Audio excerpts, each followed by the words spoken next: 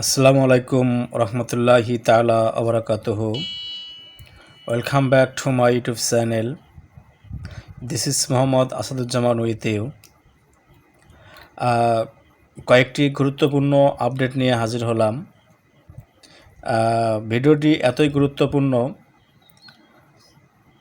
এটা হচ্ছে মূলত ষষ্ঠ গণবিজ্ঞপ্তির উপরে, যেটা 18তমদের জন্য অত্যন্ত গুরুত্বপূর্ণ। তাই সম্পূর্ণ ভিডিও দেখার অনুরোধ রইল। আমি এখানে 4 থেকে 5টা ফ্যাক্ট তুলে ধরব। তার মধ্যে প্রথম নম্বর হচ্ছে শূন্য পদ ফ্যাক্ট ষষ্ঠ গণবিজ্ঞপ্তি। হ্যাঁ, আসলে ষষ্ঠ গণবিজ্ঞপ্তিতে কতগুলো শূন্য পদ থাকবে তার উপরে আসলে প্রকৃতপক্ষে এখানে শূন্য পদের চাহিদা দেখানো হয়েছে বিভিন্ন ফেসবুক পেজে অথবা ইউটিউব চ্যানেলে এমনটাই তথ্য পাওয়া যাচ্ছে। হ্যাঁ, এটা সত্যি, মিথ্যা নয়। তবে 1 লক্ষাধিক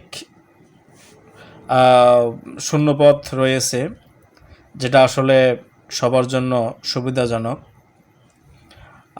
তারপরে ফিমেল কোটায় কি পুরুষদের সমস্যা হবে?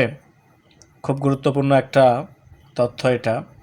হ্যাঁ, ফিমেল কোটায় এবার যে শূন্যপদটা ষষ্ঠ গণবিজ্ঞপ্তির জন্য শূন্যপদ দেখানো হচ্ছে, প্রচুর পরিমাণ ফিমেল কোঠা বা মেয়েদের কোঠায় শূন্যপদ বেশি রয়েছে। এমন কোঠা যদি বেশি থাকে তাহলে অবশ্যই পুরুষদের বা মেল কোঠায় চাকরি পেতে একটু নয়, শুধু অনেকখানি বেগ পোয়াতে হবে। তারপরে শূন্যপদ কোথায় বেশি, মাদ্রাসায় না স্কুলে? একটু পর্যালোচনা করে দেখা গেল, হ্যাঁ, মাদ্রাসায় প্রচুর পরিমাণ শূন্যপদ রয়েছে স্কুলের চেয়ে। স্কুলে নেই তা নয়, স্কুলেও মোটামুটি অনেক রয়েছে, কিন্তু স্কুলের তুলনায় মাদ্রাসা শিক্ষায় অনেক শূন্যপদ রয়েছে। এখন কথা হলো যে আবেদন করবেন কোথায়? হ্যাঁ, কেউ অবশ্য মাদ্রাসা শিক্ষা প্রতিষ্ঠানের প্রতি নাক ছিটকানো ভাব, কেউ আবেদন করবে না। তবে চাকরি নিশ্চিতকরণের জন্য, চাকরি যদি আপনার প্রয়োজন হয়, আপনাকে অবশ্যই মাদ্রাসায় আবেদন করতে হবে। আর যদি আপনার মার্ক একদম বেশি থাকে তাহলে আপনি স্কুলে আবেদন করতে পারেন। তবে আপনার দেখবেন যে আপনার এলাকার নিকটবর্তী কোনো প্রতিষ্ঠান আছে কি না, ভালো মান অথবা খারাপ মান যাই হোক না কেন, আপনারা আপনাদের এলাকার নিকটবর্তী প্রতিষ্ঠানে অবশ্যই চয়েস দিবেন। আর মাদ্রাসা বলে না ছিটকিয়ে অবশ্যই চাকরি নিশ্চিতকরণের জন্য মাদ্রাসায় চয়েস দিবেন। এখন সব শেষের কথাটি হচ্ছে, চাকরি কি এবার সবার হবে?